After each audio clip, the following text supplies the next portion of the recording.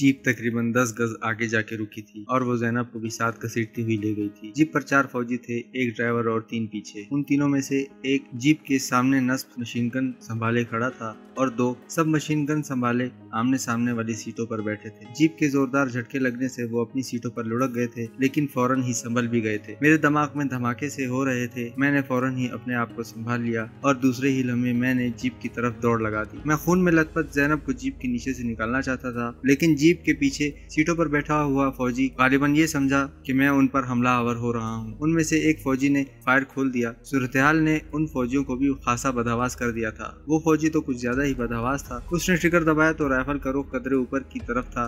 गोलियां मेरे सर से कई फुट ऊपर से होती हुई मेरे पीछे एक दुकान के ऊपर लगे हुए साइन बोर्ड को छन्नी कर गई। मैंने 1 सेकंड के 1000वें हिस्से में फैसला बदल लिया। पहले तो मैं ज़ैनब को जीप के नीचे से निकालने के लिए लपका था।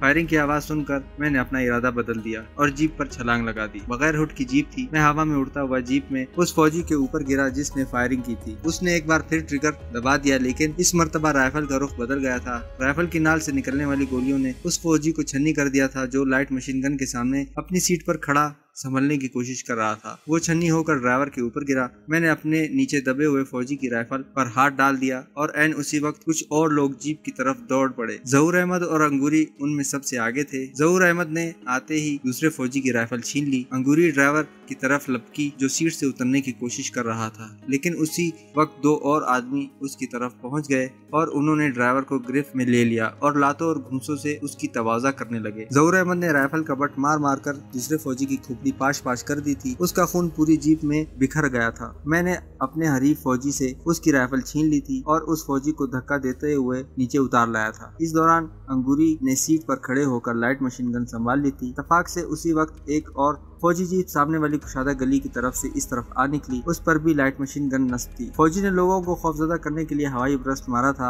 उस जीप के फौजी सूरत-ए-हाल को अच्छी तरह नहीं समझ सके थे। फौजी ने लोगों को खौफजदा करने और मुंतशिर करने के लिए हवाई ब्रस्ट मारा था, लेकिन अंगूरी ने बड़ी फुर्ती से अपनी लाइट मशीन गन का रुख मोड़कर फायर खोल दिया। दूसरी जीप का फौजी छन्नी होकर ढेर हो गया। उस जीप में एक मेजर, एक कर्नल और 2 फौजी थे। एक फौजी ने खड़े होकर अपनी सब मशीन गन से फायर करना चाहा, मगर उसके राइफल सीधी करने से पहले ही मैंने फायर करके उसे ढेर कर दिया। इसके साथ और दूसरे फौजी ने अपनी राइफल फेंक दी और उठकर खड़ा हो गया। उसने दोनों हाथ सर से ऊपर उठा लिए थे। अंगूरी रुक जाओ, फायर मत करना, मैं चीख उठा। सैकड़ों लोग जमा हो गए थे, लेकिन सब दूर दूर थे। अलबत्ता हमारी वाली जीप के गिर्द मजमा लग गया था। चंद आदमी ज़ैनब की लाश उठाकर गली में दौड़ गए थे। जहूर अहमद भी एक फौजी से छीनी हुई सब मशीन गन संभाले जीप की आड़ में खड़ा था। मैं अपनी सब मशीन गन संभाले दूसरी जीप के करीब आ गया और जीप के पिछली सीटों पर बैठे हुए एक मेजर और कर्नल को देखकर मेरी आंखों में चमक सी उभर आई। वो मौत के फरिश्ते थे। उन्होंने बेदर्दी से बेगुनाह, मजलूम और निहत्थे लोगों को मौत के घाट उतारा था। मासूम और बेगुनाह लोगों पर गोलियां बरसाते हुए उन्होंने कभी झिझक महसूस नहीं की थी, लेकिन अब मौत को सामने देखकर उनका चेहरा धुआं हो गया था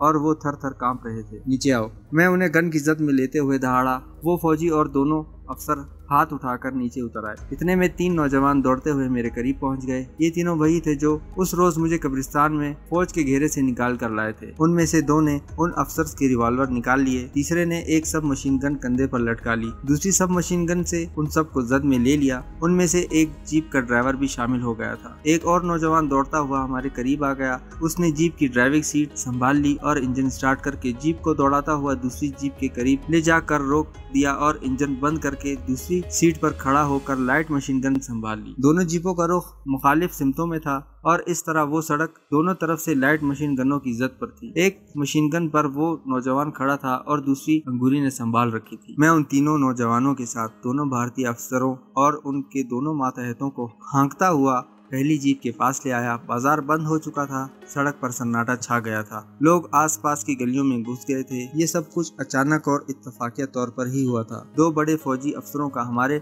कब्जे में आना कोई मामूली बात नहीं थी, लेकिन मैं अभी ये फैसला नहीं कर पाया था कि मुझे क्या करना चाहिए कि अंगूरी की आवाज सुनकर मैं चौंक गया। शिमरोज होशियार, फौजी ट्रक आ रहा है। वो दोनों अफसर मेरा नाम सुनकर चौंक गए। अंगूरी की आवाज ने भी उन्हें उछलने पर मजबूर कर दिया था। उन्होंने पहली मर्तबा देखा था कि उनकी मकबूजा जीप पर एक नौजवान और हसीन लड़की मशीन गन संभाले खड़ी है। मैं उन अफसरों की तरफ देखकर मुस्कुरा दिया और मुड़कर उस ट्रक की तरफ देखने लगा जो सामने एक सड़क से मुड़कर इस तरफ आ रहा था। मैंने अपने साथियों को कुछ हिदायत दी और उन दोनों अफसरों और दूसरे फौजियों को अपने आगे खड़ा करके उन्हें राइफलों की जद में ले लिया। मेरी राइफल की नाल कर्नल के पहलू में थी और दूसरे नौजवानों ने मेजर को बेबस कर रखा था। उन सब के हाथ गर्दनों पर थे। मैंने बहुत बड़ा रिस्क लिया था, लेकिन इस वक्त अचानक जो सूरत-ए-हाल पैदा हुई थी, इसके पेश नजर इसके सिवा कोई चारा भी नहीं था। आने वाले ट्रक के फौजियों ने शायद सूरत-ए-हाल का अंदाजा लगा लिया था। ट्रक हमसे तकरीबन 20 गज के फासले पर रुक गया और फौजियों ने नीचे उतरकर राइफलें तान ली। इस पार्टी का इंचार्ज एक सेकंड लेफ्टिनेंट था।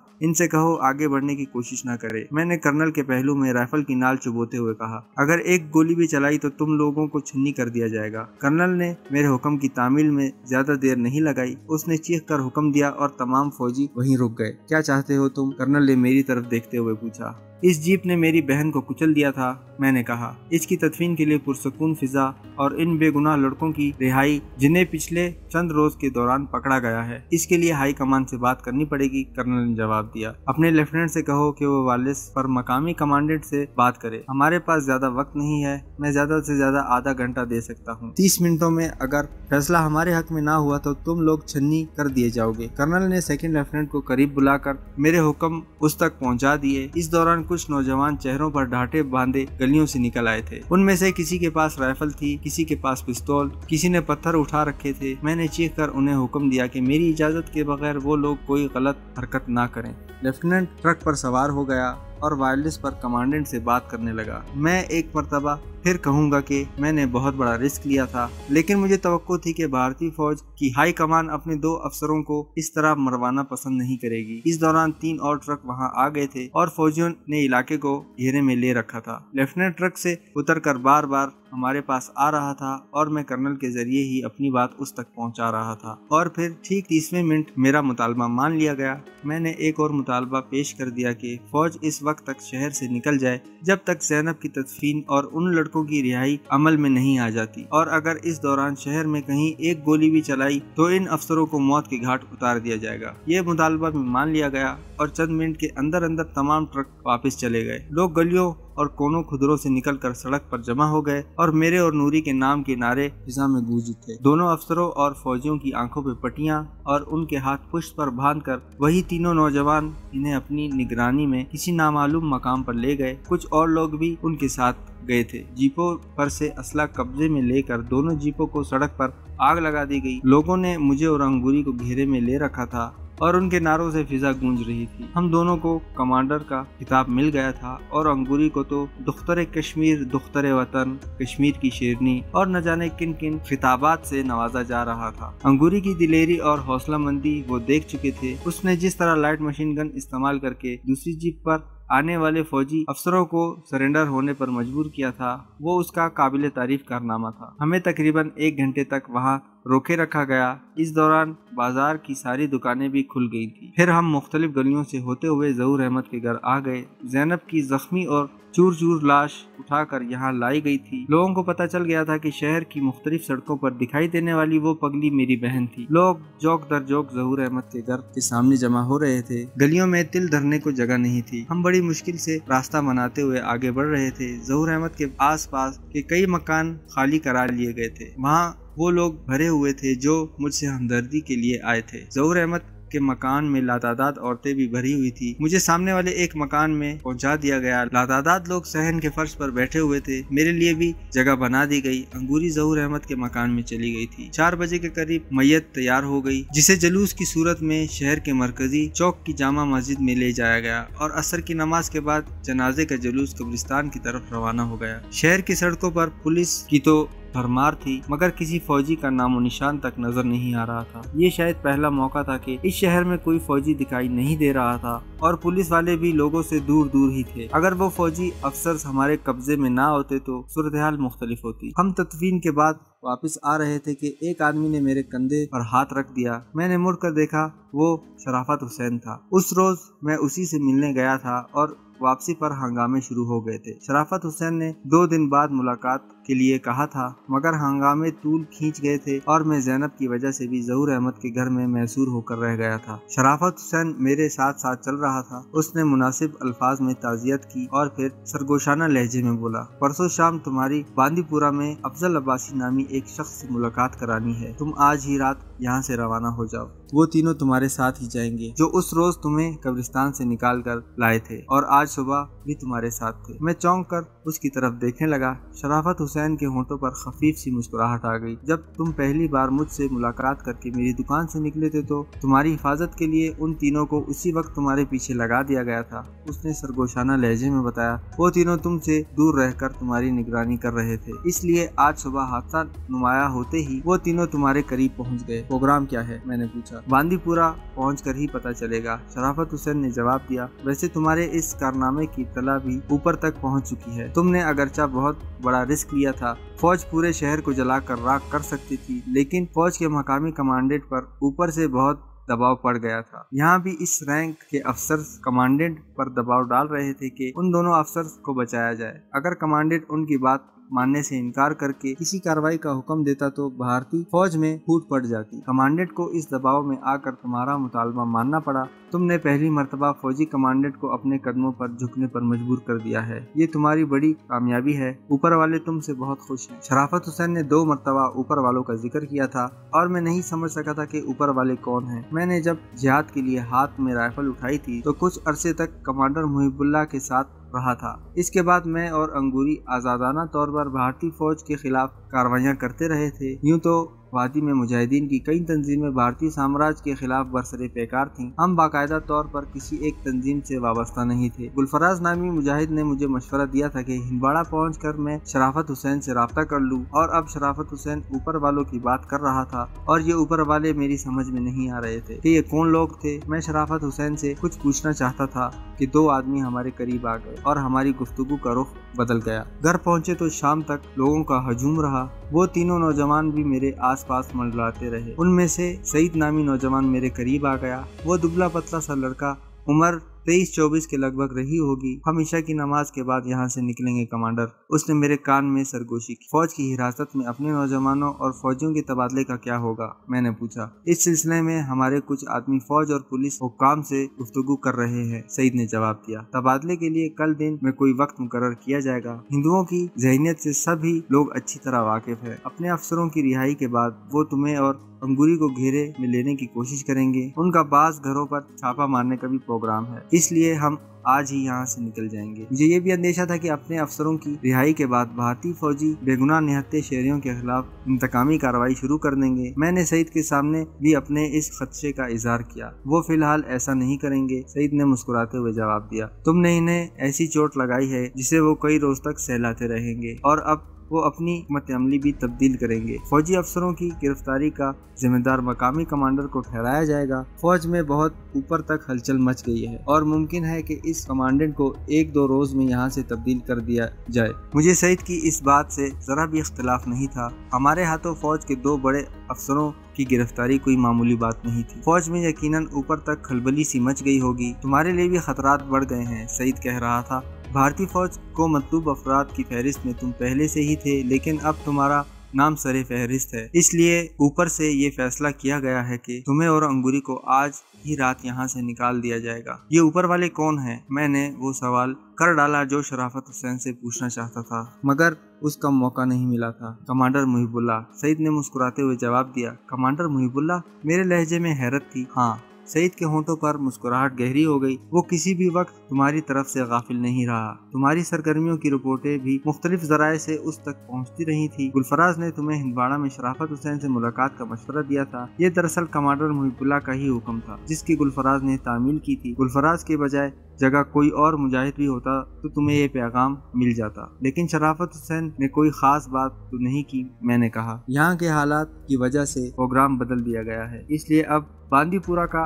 इंतखाब किया गया है। अगर वहाँ भी गड़बड़ हुई तो किसी दूसरी जगह का इंतखाब किया जाएगा जिसकी इत्तला हमें मिल जाएगी। वहाँ बहुत से लोग बैठे हुए थे, लेकिन हम दोनों इस तरह बात कर रहे थे कि किसी को हम पर शुबा नहीं हो सका कि हम किस मौजू पर गुफ्तगू कर रहे हैं। वैसे मेरे सर से एक बहुत बड़ा बोझ उतर गया था। मुझे ये जानकर खुशी हुई थी कि कमांडर मुहिबुल्लाह मेरी तरफ से गाफिल नहीं था। ईशा की नमाज हमने मरकजी चौक की जामा मस्जिद में पढ़ी थी। नमाज के बाद ज़हूर अहमद के घर आकर हमने खाना खाया। उस वक्त भी बहुत से लोग जमा थे। जब मैं ज़हूर अहमद के घर में दाखिल हुआ तो अंगूरी की खाला और उनकी बेटी आयशा भी मुलाकात के लिए आई हुई थी। खाला ने तो मुझे सीने से लगा लिया और रो पड़ी। मैंने अंगूरी को अलग ले जाकर बताया कि आधे घंटे बाद हम यहाँ से रवाना हो जाएंगे और फिर ठीक 9:30 बजे मैं सईद के साथ उस मकान से निकल आया। उसके दोनों साथी पहले ही जा चुके थे। अंगूरी भी स्याह चादर ओढ़े ज़हूर अहमद के घर से निकल आई। उसने तो अपनी खाला तक को नहीं बताया था कि हम यहाँ से जा रहे हैं, बल्कि वो तो किसी को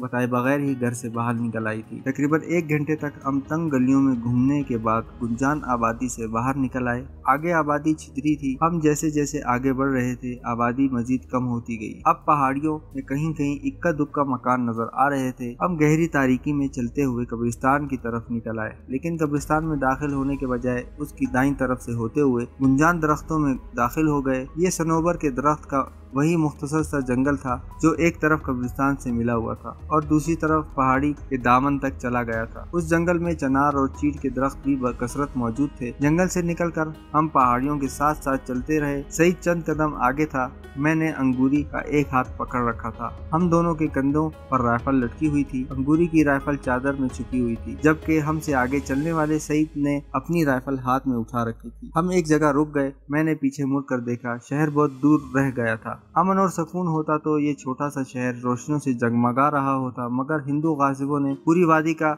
अमन और सुकून बर्बाद कर रखा था। शाम का अंधेरा फैलने से थोड़ी देर बाद ही बाजार बंद हो जाता था और लोग भी अपने घरों में बंद होकर रह जाते। ताहम उस वक्त शहर में कहीं कहीं रोशनियां चमकती हुई नजर आ रही थी। हम जहाँ खड़े थे वो जगह खासी बुलंदी पर और वहाँ से शहर की बाईं तरफ वाली पहाड़ी के दामन में ऊंची जगह पर वाक़या भारतीय फौजी कैंप की रोशनियां जगमगाती हुई नजर आ रही थी। सईद वहाँ रुक कर कुछ देर इधर उधर देखता रहा, फिर हमें इशारा करते हुए आगे बढ़ गया। हम भी उसके पीछे चल पड़े। तकरीबन 1 फरलांग का फासला तय करने के बाद सईद फिर रुक गया। वहाँ अतराफ में बड़े बड़े पत्थर बिखरे हुए थे और झाड़ियों और कद आदम पौधों की बहुतात थी। सईद एक तरफ रुख करके मुंह से पहाड़ी बकरे की आवाज निकालने लगा। जवाब में फौरन ही दूसरे पहाड़ी बकरे की आवाज सुनाई दी। हम पौधों में दुबक कर बैठे रहे और राइफल भी हमने अपने कंधों से उतार कर हाथों में पकड़ ली। चंद सेकंड बाद ही तारीकी में छोटे छोटे पत्थरों के लुढ़कने और कदमों की आवाज सुनाई देने लगी। मेरे अंदाजे के मुताबिक वो 2 आदमी थे। मेरा अंदाजा दुरुस्त निकला। वो 2 आदमी ही थे जो पत्थरों की आड़ से निकलकर सामने आ गए। उनमें एक ने सईद का नाम लेकर पुकारा और हम पौधों से निकलकर सामने आ गए। तारीकी में उन दोनों के चेहरे नजर नहीं आ रहे थे, लेकिन आवाजों से मैंने इन्हें पहचान लिया। वो अनवर और अशरफ नामी वही 2 नौजवान थे जो सईद के साथ मेरे आस पास मंडलाते रहते थे और हमसे तकरीबन 1.5 घंटा पहले ज़हूर अहमद के घर से रुखसत हो गए थे। हम उनके साथ चलते हुए चट्टानों की दूसरी तरफ आ गए, जहाँ खुली जगह पर बगैर हुड की एक जीप खड़ी थी। अनवर ड्राइविंग सीट पर बैठ गया। अशरफ ने उसकी साथ वाली सीट संभाल ली और हम तीनों आमने सामने की सीटों पर बैठ गए। अंगूरी मेरे साथ थी और सईद हमारे सामने बैठा था। जीप स्टार्ट हुई और सन्नाटे में आवाज चट्टानों में बाज़गश्त सी पैदा करने लगी। नवाज ने मुड़कर सईद से कुछ कहा जिसे मैं नहीं सुन सका। जीप एक झटके से हरकत में आ गई। जीप की रफ्तार ज्यादा तेज नहीं थी। गैर हमवार रास्ते पर वो मेंढक की तरह उछलती हुई चल रही थी। तकरीबन आधे घंटे बाद चट्टानों में घूमने के बाद एक कुशादा रास्ते पर आ गई। ये कोई बाकायदा सड़क नहीं थी, गैर हमवार पथरीला रास्ता था। हिंदवाड़ा से पुख्ता सड़क के रास्ते बांदीपुरा जाना हो तो पहले बारामूला हाईवे पर सफर करना पड़ता है। सोपुर से कई मील आगे एक और पुख्ता सड़क बुलर झील के साथ साथ होती हुई बांदीपुरा और फिर झील के ऊपर से घूमती हुई संभाल से होकर श्रीनगर तक जाती थी। पुख्ता सड़क वाला रास्ता इख्तियार करना हमारे लिए इसलिए भी मुमकिन नहीं था कि एक तो वो बहुत तवील था और फिर रास्ते में फौज की किसी गश्ती पार्टी से तसादम होने का खतरा था। लेकिन ये रास्ता जो हमने इख्तियार किया था नाहमवार जरूर था, मगर एक तो फासला कम था और दूसरा ये इलाका सतह जमीन से तकरीबन 3000 मीटर की बुलंदी पर वाक़या था। इन दुश्वार गुजार पहाड़ों में भारतीय फौजी दिन के वक्त भी आने से कतराते थे और रात के वक्त तो उनका आमना सामना होने का सवाल ही पैदा नहीं होता था। कई घंटों तक उन ऊंचे नीचे पहाड़ों में नाहमवार और निहायत दुश्वार रास्ते पर सफर करते हुए हम बिलाखिर रात के आखिरी पहर 3 बजे के के करीब मकाम नामी गांव में पहुंच गए। बांदीपुरा वहां से चंद मील के फासले पर रह गया था। मकाम नामी उस गांव में हम सिर्फ चंद मिनट के लिए रुके थे। सईद ने बस्ती के बाहर ही जीप को रोककर एक मकान का दरवाजा खटखटाया। दरवाजा फौरन ही खुल गया, जिससे अंदाजा हुआ कि साहिब मकान जाग रहे थे। वो अधेड़ उम्र शख्स सईद के साथ ही जीप के करीब आ गया। अभी कल ही फौज के एक दस्ते ने बांदीपुरा पर रेड किया था। वो शख्स कह रहा था, और तुम जानते हो कि जब किसी बस्ती से फौज को कुछ न मिले तो वो दूसरे तीसरे दिन फिर हल्ला बोल देती है। बेहतर है कि आज का दिन तुम उधर का रुख ना करो, या तो यहीं रुक जाओ। हम यहाँ नहीं रुक सकते। सईद ने उसकी बात काट दी, फिर मुझसे मशवरा करने लगा। ये तो मेरा भी तजर्बा है कि खूनी भेड़िए किसी बस्ती पर दूसरी मर्तबा जरूर हमलावर होते हैं। मैंने कहा, हमें इनकी बात मान लेनी चाहिए, और अगर आज का दिन हम यहाँ रुक जाएं तो शायद इसी में हमारी भलाई हो। सईद और उसके साथी मुझसे इख्तलाफ नहीं कर सके। हम जीप से उतरकर मकान में दाखिल हो गए। अनवर स्टीयरिंग के सामने बैठा रहा। वो शख्स हमें मकान के अंदर छोड़कर बाहर चला गया। इसके थोड़ी ही देर बाद जीप के रवाना होने की आवाज सुनाई दी। तकरीबन 15 मिनट बाद वो दोनों भी वापस आ गए। हम जिस कमरे में बैठे थे वो खासा कुशादा था। फर्श पर दरी बिछी हुई थी। एक कोने में लकड़ी की एक साल खुर्दा छोटी मेज पर लालटेन रखी हुई थी। वो शख्स कमरे में इधर उधर देखता हुआ माजरत करने लगा कि इस वक्त इससे बेहतर कोई और जगह नहीं मिल सकती। लेकिन जब अंगूरी को देखा तो उसे कुछ एहसास हुआ, तो वो बोला, माफ करना बेटी, आओ मैं तुम्हें दूसरे घर में खवातीन के पास छोड़ आऊं। मैं यहीं ठीक हूँ, कोई परेशानी की बात नहीं, अंगूरी ने जवाब दिया। दरअसल बात यह है कि मैं यहाँ अकेला ही रहता हूँ, मेरे घर वाले दूसरे मकान में रहते हैं। वो बोला, कुछ खाओगे तुम लोग या कहवा बना लें? इस वक्त सिर्फ कहवा ही चलेगा, सईद ने जवाब दिया। उस शख्स का नाम हनीफ था और वो मुजाहिदीन के लिए मुखबर की हैसियत से खिदमत अंजाम दे रहा था। उसे इत्तला थी कि हम आज रात किसी वक्त यहाँ पहुँचेंगे, इसलिए वो हमारे इंतजार में जाग रहा था। हनीफ कमरे से बाहर चला गया। हम दीवारों से टेक लगाए बैठे थे, टांगे सामने को फैला रखी थी। जीप के इस सफर ने हमारे इंजर पिंजर ढीले कर दिए थे। अगर पैदल चलते तो शायद इतनी थकन ना होती। मैंने अंगूरी की तरफ देखा, वो दीवार से टेक लगाए ऊँग रही थी। तकरीबन 20 मिनट बाद हनीफ कहवा लेकर आ गया। अंगूरी भी जाग गई। गरम गरम कहवा पीने के बाद हमारे हवास कुछ बहाल हो गए, लेकिन हम ज्यादा देर तक इस तरह नहीं बैठ सकते थे। थकन बुरी तरह सवार थी और नींद गलबा पाने की कोशिश कर रही थी। सबसे पहले अंगूरी चादर ओढ़कर आड़ी तिरछी फर्श पर लेट गई और इसके बाद दूसरे भी लुढ़कते गए। अगला दिन हमने मकाम नामी इसी बस्ती में गुजारा। शाम से जरा पहले बांदीपुरा से आने वाले एक आदमी से सब ठीक है का पैगाम मिल गया और शाम का अंधेरा फैलने से थोड़ी ही देर बाद हम बांदीपुरा की तरफ रवाना हो गए। 1 घंटे में हम बांदीपुरा पहुंच गए। अफजल अब्बासी हमारा मुंतजिर था। उसने जीप अपने एक आदमी के हवाले कर दी और हमें लेकर एक मकान में पहुंच गया। 1 घंटे बाद 2 और आदमी वहां पहुंच गए और हमें बताया गया कि अगले रोज शाम से पहले हमें गंदरबल पहुंचना है, जहां कमांडर मुहिबुल्लाह हमारा मुंतजिर होगा। मैं चौंके बगैर ना रह सका। मुझे समझने में देर नहीं लगी कि कोई बड़ा मंसूबा तैयार किया जा रहा है और जिसकी वजह से मुझे इतनी राजदारी से गंदरबल बुलाया जा रहा है और कमांडर मुहिबुल्लाह खुद भी वहां मौजूद है। हम रात 2 बजे तक बातें करते रहे। फिर अफजल अब्बासी और उसके साथी चले गए और हम भी सोने की तैयारी करने लगे। मैं गहरी नींद में था कि सईद ने मुझे झंझोड़ कर जगा दिया। उस वक्त दिन का मध्यम सा उजाला फैल रहा था। क्या बात है, मैंने खुमार आलूद लहजे में कहा। उठो, जल्दी करो, सईद चीखा। फौज ने गांव को चारों तरफ से घेरे में ले